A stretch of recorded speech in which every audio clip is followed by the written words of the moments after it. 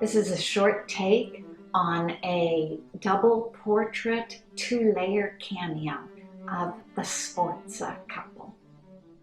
I love this cameo. It's two-layered agate. The heads of a couple are in creamy white against the light brown background of the stone. They're portraits. Probably the man is Galeazzo Sforza. He resembles the portrait of Sforza by Pollaiuolo, the slightly hooked nose, full cheek. These are features that appear also in the Pollaiuolo portrait.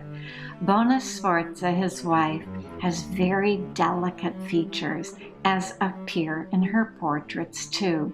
They are extremely finely carved on this small surface. Naked shoulders, a veil just brushes over her shoulders on the left.